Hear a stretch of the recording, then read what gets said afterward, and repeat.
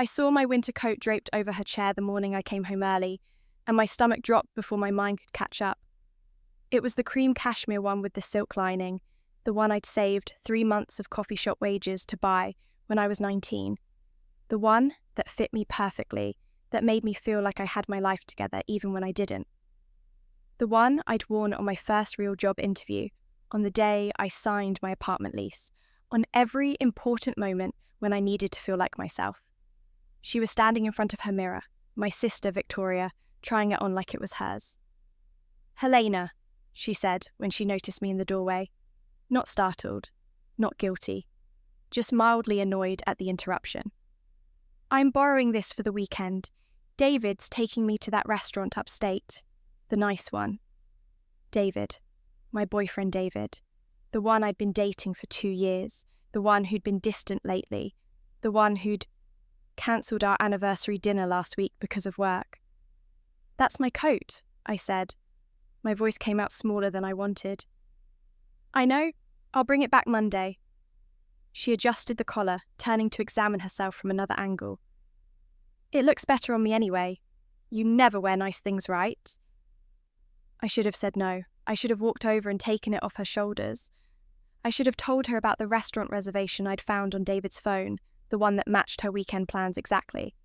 But I didn't. I stood there and watched her check her reflection one more time before she breezed past me, trailing my perfume and my suspicions, and I said nothing. That was Friday. On Monday, she came back without it. "I lost it," she said over breakfast, spooning yogurt into her mouth like she was discussing the weather. "It fell off somewhere. I don't remember where." My mother looked up from her newspaper. "Victoria, that was Helena's good coat." "She has others," Victoria shrugged. "Besides, it was just a coat." My father didn't even look up from his phone. I felt something crack inside my chest, small and quiet, like ice breaking under weight you can't see. "Where did you lose it?" I asked. "I don't know. Maybe at the restaurant, maybe in David's car. Does it matter?" She stood up, already bored with the conversation. "I said I'll buy you another one eventually." Eventually. The word hung in the air like smoke. I didn't tell her I knew about David. I didn't tell her I'd seen the photos on his Instagram from the weekend, the ones where she was wearing my coat in every shot, laughing at a table I'd wanted to sit at, living a moment that should have been mine. I didn't tell anyone. I went to work. I came home. I smiled when I was supposed to. I let them talk about how beautiful Victoria looked in the photos, how lucky she was to have found someone like David, how they made such a perfect couple. 3 months later, they announced their engagement at Sunday dinner. My mother cried with joy. My father opened expensive wine. Victoria showed off a ring that caught the light like a promise. David wouldn't look at me. I excused myself to the bathroom and stared at my reflection until my face stopped feeling like mine. Then I went back to the table and ate my food and pretended my heart wasn't bleeding out in my chest. That night, I couldn't sleep. I kept thinking about the coat, about how I'd worked those long shifts to afford it, how I'd waited for it to go on sale, how I'd felt when I first put it on and saw myself transformed into someone who mattered. And I thought about how easily she'd taken it, how casually she'd lost it, how little it had meant to her while it meant everything to me. I thought about how I'd let her. The weeks after the engagement were a performance I perfected through repetition. Smile at the wedding planning talk, compliment Victoria's dress choices, ignore the way David's eyes would find me across rooms, and then dart away like he'd touched something burning. I became very good at disappearing. I picked up extra shifts at the coffee shop. I stayed late organising inventory that didn't need organising. I took the long way home and walked until my feet ached and my thoughts went quiet. My parents never asked where I was. Victoria never noticed I was gone. One evening in November, I was closing the shop alone when David came in. The bell above the door made the same cheerful sound it always did, indifferent to the way my hands froze on the espresso machine. "We're closed," I said without turning round. "I know, I saw you through the window." His footsteps were soft on the tile. "Halena, we need to talk." "No, we don't." "I'm sorry." I finally turned to face him. He looked tired. "Good." "For which part? Dating my sister while you were with me? Proposing to her? Or coming here to make yourself feel better about it?" He flinched. "It just happened. We didn't plan." "Don't." The word came out sharp enough to cut. "Don't tell me it just happened. You made choices. Both of you. Own them." "You're right." He ran a hand through his hair, the gesture so familiar it hurt. "I'm sorry. I know that doesn't fix anything, but I am. I looked at him and felt nothing. Not love, not hate, just a vast, empty space where something used to be. "The coat Victoria borrowed from me," I said. "The one she lost. Do you remember it?" He blinked, confused by the change in subject. Yeah. The cream one?" "Did you ever think about how I saved for 3 months to buy it? How proud I was of it? How careful I was with it, because it was the first really nice thing I'd ever owned. Halena, she wore it on your first date, the one that should have been our anniversary dinner. She looked beautiful in it in all those photos, and then she lost it somewhere, and she didn't even care enough to remember where." David's face went pale. "That's who you chose," I said quietly. "Someone who takes things that matter and loses them without a second thought. I hope that works out for you." He left without another word. I locked the door behind him and finished closing the shop in perfect silence. Winter deepened. The wedding planning accelerated. I moved through my life like a ghost haunting familiar rooms. My parents hosted a celebration dinner for Victoria's bridal shower. The house filled with relatives and friends, everyone bringing gifts and well wishes and questions about my love life that I deflected with practiced ease. I helped serve the food, I refilled drinks, I smiled until my face ached.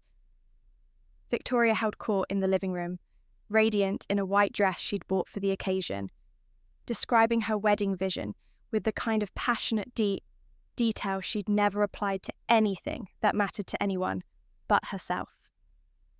"And Halena will be a bridesmaid, of course," she announced, gesturing toward me with her champagne glass. "Even though she's being weird and distant lately. But she'll come around. She always does." Everyone laughed like she'd made a joke. I felt myself split in two. One version stayed in the room, nodding and smiling. The other version walked out the door and kept walking until there was nothing behind her but distance. That night, I stood on my apartment balcony, in the freezing air, without a coat, and thought about endings.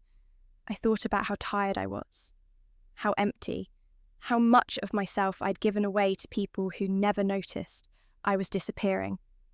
I thought about the coat, always the coat, how something so simple had become a symbol of everything I'd lost.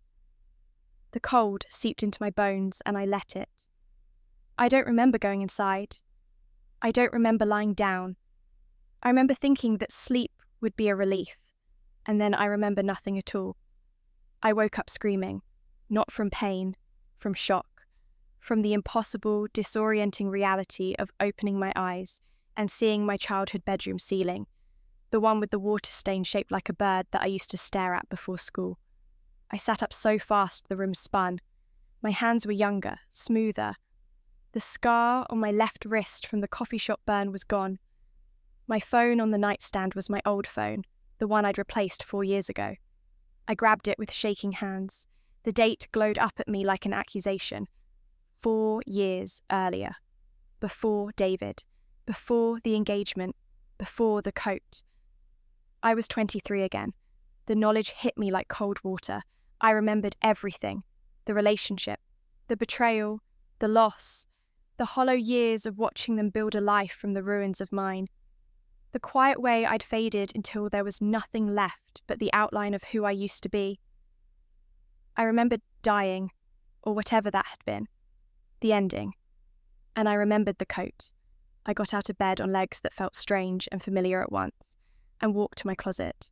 There it was, hanging in its garment bag, pristine and untouched. The cream cashmere coat with the silk lining. I ran my fingers over the fabric and felt something unlock in my chest. This time would be different. This time I wouldn't disappear. The next few weeks, I moved through the world like I was relearning a language I'd forgotten. Everything was the same, but I was different, and that made all the difference. I knew the rhythms of this time. I knew Victoria would ask to borrow things and never return them. I knew my parents would praise her and overlook me. I knew David would ask me out in 2 weeks at the coffee shop where I worked. But knowing and participating were different things. When Victoria came into my room one morning and started browsing through my closet without asking, I didn't retreat to my bed and pretend to read like I used to. "Can I help you find something?" I asked. She turned, surprised by my tone. "Just looking. You never mind?" I mind now. I stood up and gently but firmly closed my closet door. "If you want to borrow something, ask first, and I need it returned clean and undamaged by the date we agree on." Her eyes widened. Halena didn't set boundaries. Halena didn't push back. "Are you serious right now?" "Completely." She stared at me for a long moment, trying to find the sister she could walk over, and found someone else instead. "Fine," she said finally. "Whatever. I didn't want any of your stuff anyway." She left and I felt a small, quiet victory settle into my bones. At Sunday dinner that week, my mother praised Victoria's new boyfriend, some investment banker named Richard she'd started dating. "He's very successful," my mother said, serving Victoria an extra portion of her favourite dish, without asking if anyone else wanted more. "You've done so well for yourself, sweetheart." Victoria preened under the attention. "He's taking me to that new restaurant upstate next weekend, the really exclusive one." I knew this story. I knew how it played out. In my first life, I'd offered to lend her my coat for the occasion because she'd complained about not having anything nice enough. She'd taken it and lost it and never apologised properly. "That sounds lovely," I said neutrally. Victoria waited for me to offer, to play my part in our familiar dynamic. When I didn't, confusion flickered across her face. "I need something really nice to wear," she said pointedly. "Something elegant." "I'm sure you'll find something perfect," I said, and took another bite of food. The silence stretched. My mother glanced between us, sensing something shifted, but not understanding what. "Halena has that beautiful cream coat," my mother said finally. "The one you saved up for, remember? Victoria, that would be perfect for a nice restaurant." "It would," Victoria agreed immediately, turning to me with expectant eyes. I met her gaze calmly. "It would, but I'm not lending it out." "Don't be selfish," my father said without looking up from his phone. Something old and hot flared in my chest, but I kept my voice level. "It's not selfish to keep my belongings. Victoria can buy her own coat." "It's just a coat," Victoria said, her voice taking on a whining edge. "You never even wear it anywhere important." "That's because it's important to me. That's why I take care of it." I set down my fork. The answer is no. The dinner continued in uncomfortable silence. I'd broken the unspoken rule. Halena gives Victoria what Victoria wants. Halena doesn't make trouble. Halena disappears into the background while Victoria shines. But I wasn't that Halena anymore. 2 weeks later, David came into the coffee shop. I knew what was coming. This was the day he'd ask for my number. The day I'd say yes, flattered that someone noticed me, and begin the slow descent into a relationship that would hollow me out from the inside. He ordered a black coffee and smiled at me while I made it. "You're Halena, right? Victoria's sister?" "That's right." I handed him his coffee, not smiling back. "I'm David. I've seen you at some family things. You're different from her." In my old life, I'd taken that as a compliment. Different meant special. Different meant he saw me. Now I understood. Different meant easier. Different meant less work. Different meant a woman who wouldn't demand much because she was already used to getting nothing. I am, I agreed. He leaned against the counter. Listen, I know this is forward, but would you want to get dinner sometime? There's this great place upstate. No. Thank you, I said politely. He blinked. Oh. Okay. Can I ask why? You're not my type. You don't even know me. I know enough. I moved to help the next customer, dismissing him with my attention. He left looking confused and slightly offended. Good. I worked the rest of my shift in a calm that felt like power. That evening, Victoria called me. David asked you out? Her voice was sharp with something I couldn't quite name. Not jealousy, exactly.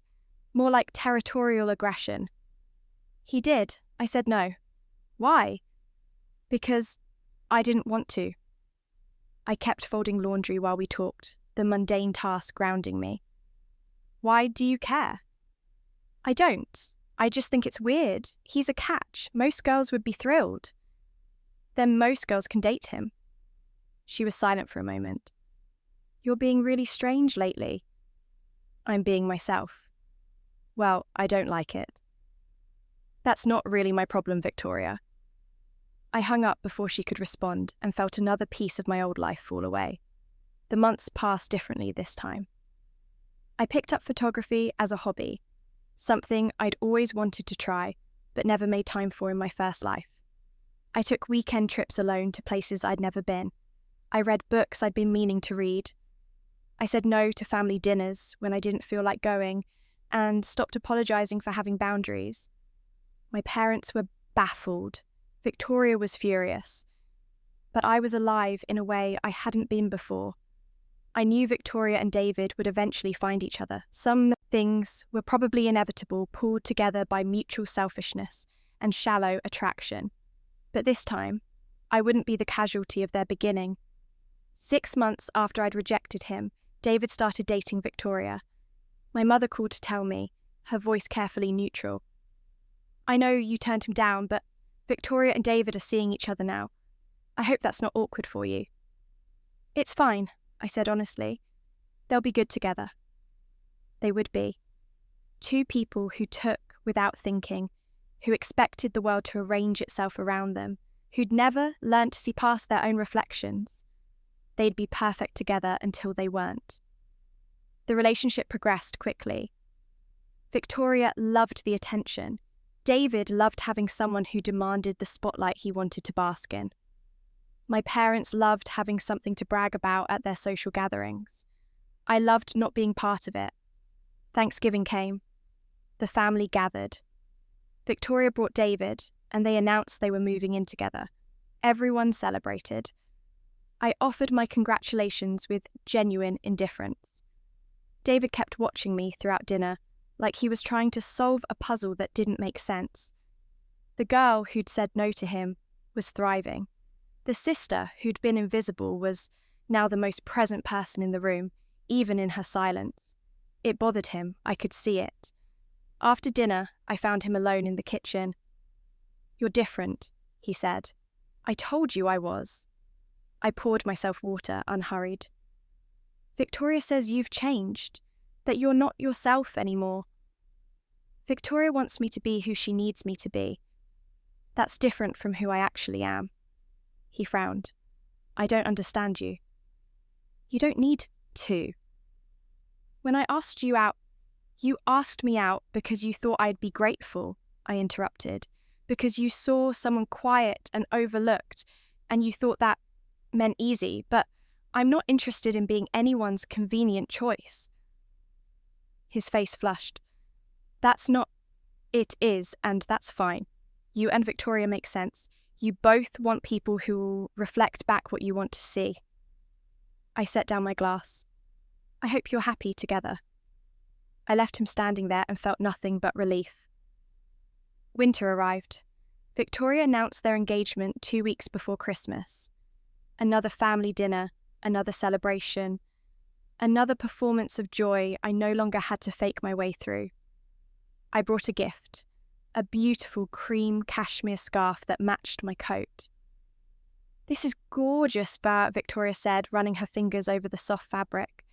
"This must have been expensive." "It was. I saved for it." I met her eyes. "Take good care of it." She looked at me strangely, like she was trying to remember something she'd forgotten. Then the moment passed and she moved on to the next gift, the next moment, already halfway to forgetting. That night, my mother pulled me aside. "Are you really okay with all this?" she asked. "Victoria and David?" "I am." "You seem lighter, happier even." "I am happier." She studied my face. "I don't understand. You used to be so quiet, so withdrawn.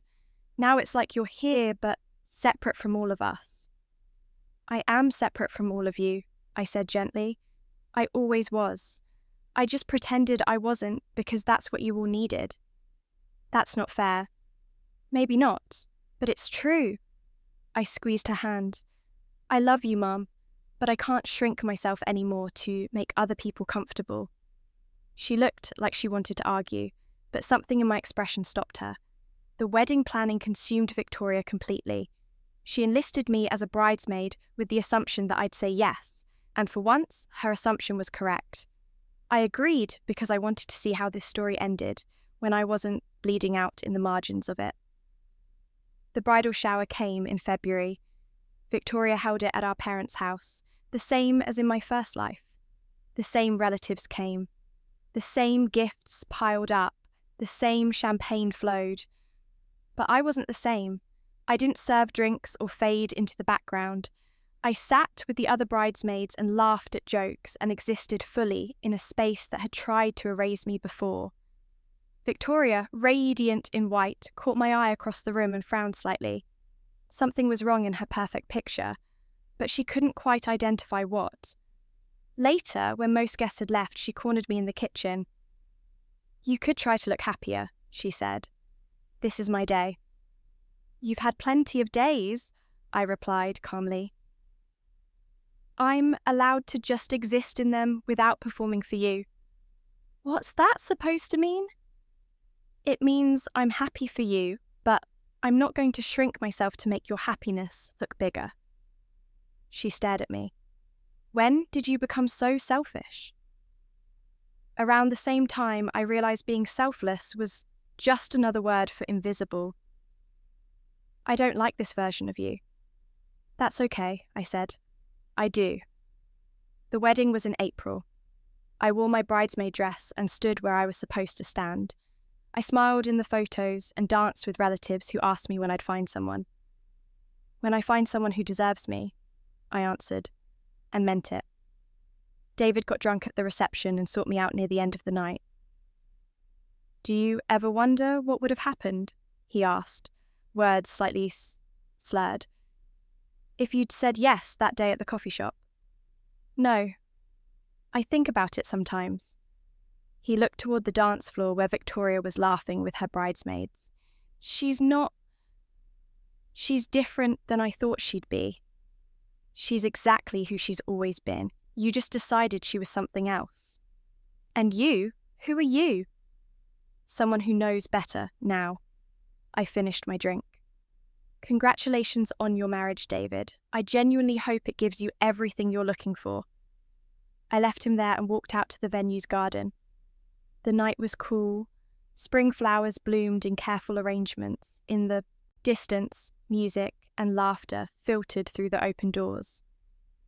I stood there in my bridesmaid dress, alone, but not lonely, and felt complete. 2 months after the wedding, I got a promotion at work. Not at the coffee shop. I'd left that job and found something better. Something that challenged me and paid well and recognised my worth. I celebrated by buying myself a new coat. Not to replace the cream cashmere one. That one still hung in my closet, pristine and cherished. This one was different. Deep forest green, beautifully tailored, lined with silk, the colour of winter mornings. I wore it to Sunday dinner the next week. Victoria noticed immediately. "That's gorgeous. Where did you get it?" "I bought it for myself." Must be nice, having money to spend on clothes. It is nice. I worked hard for it. She reached out to touch the fabric and I stepped back smoothly. Don't, I said. I was just looking. Look with your eyes, not your hands. My mother frowned. Halena, don't be rude to your sister. I'm not being rude. I'm being clear. I sat down at the table. My things are mine. If Victoria wants something nice, she can get it herself. The meal was tense, but I ate every bite and tasted all of it. Afterward, when I was leaving, my father stopped me at the door. You've changed, he said. It wasn't a compliment. I have. Your mother and sister think you're angry at them. I'm not angry. I'm just done accommodating everyone else at my own expense. He studied me. You used to be such an easy child. Easy isn't the same as happy, Dad. I pulled on my green coat, feeling its weight settle perfectly on my shoulders. I'm happier now. He didn't have a response to that. The months rolled forward. Victoria's marriage started showing cracks by summer. Small complaints at family dinners, comments about David working late or forgetting plans. The shine was wearing off. I didn't offer advice or sympathy. It wasn't my job to manage her disappointment. By fall, she was pregnant. The family celebrated with the same fervour as the engagement, the wedding, every Victoria milestone. I bought a thoughtful baby gift and offered my congratulations. Aren't you jealous? Victoria asked me one evening when we were alone. I have everything, the husband, the baby, the beautiful life. No, I said honestly. Why not?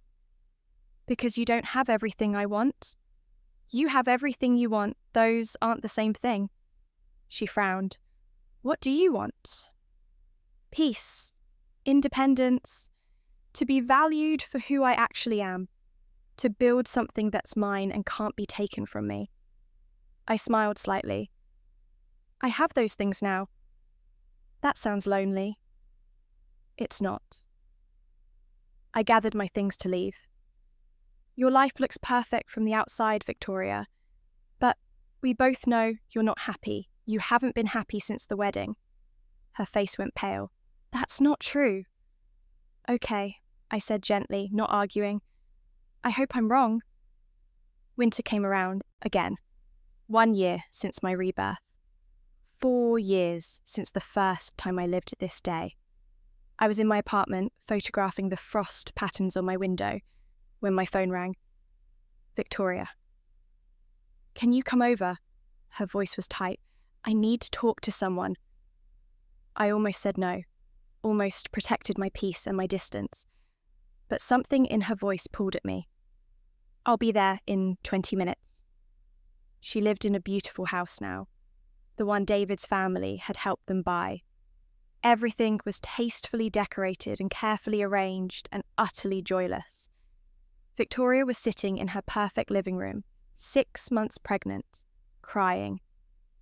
He's seeing someone else, she said. I found messages on his phone. I sat down beside her. I'm sorry. We just got married. I'm pregnant. How could he do this? Because he's selfish, I said simply. Because he takes what he wants and doesn't think about consequences. Because he never learned to see past himself. She looked at me with red eyes. You knew, didn't you? When he asked you out, you saw exactly who he was, and you said no. Yes? Why didn't you warn me? Would you have listened? She was quiet for a long moment. No, probably not. We sat there in her beautiful empty house while she cried. I didn't offer solutions or false comfort. I just sat with her while she felt the weight of choices she'd made. I remember now, she said finally. The coat, your cream coat, in another life or a dream or something. I borrowed it and lost it, and you didn't say anything. You just let me take it. I went very still. And then I married David and you disappeared. You became this ghost at family dinners, barely there. She wiped her eyes. But This time, you're different. You said no to me. You said no to him. You're solid and here and real. Victoria, I don't understand it, but I think in that other version, we broke you, and somehow you got a second chance, and this time you didn't let us. I didn't confirm or deny it. I just held her hand while she cried. When she calmed down, I made her tea and we sat in silence that felt less empty than before. I don't know how to fix this, she said finally. Maybe you can't. Maybe you just have to decide what you're willing to live with and what you're not. I set down my mug. But that's your choice to make, Victoria, not mine. She nodded slowly. I'm sorry. For everything. For taking things from you and never seeing it. For not noticing when you were disappearing. For being the favourite and using it like a weapon. I know. Do you forgive me? I thought about it. Really thought about it. I'm working on it. But I don't disappear anymore, Victoria. Not for anyone. So, if we're going to have a relationship, it has to be different than before. I want that, she said. To be different, to be better. Then be better. I stood up. Starting with yourself. Stop looking for other people to complete you. Stop taking things that aren't freely given. Stop making yourself small to fit into someone else's life. She looked up at me. Is that what I did? It's what we both did. I just stopped first. I left her there with her choices and her consequences, and her chance to do things differently. The next week, she filed for separation. My parents were devastated. The perfect marriage dissolving before the baby even arrived. The scandal of it. The failure. Victoria moved back home temporarily. I visited sometimes, and we talked in ways we never had before. Real conversations, honest ones. Building something that might someday become a genuine relationship, instead of a performance of sisterhood. Christmas came. I wore my cream cashmere coat to family dinner for the first time in this new life. Victoria saw it and went very still. That coat, she said softly, the one you wanted to borrow. I touched the lapel, the one I said no to. In that other life, I lost it. I borrowed it and wore it on my date with David and lost it somewhere and never even apologised properly. I remember. I'm sorry. Even though it didn't happen this time, I'm sorry. Thank you. She reached out, then stopped herself, respecting my space. It's beautiful, and it looks perfect on you. I'm glad you kept it safe. Me too. We stood there in our parents' living room, two sisters who'd lived two lives, learning to be real with each other for the first time. The baby came in February.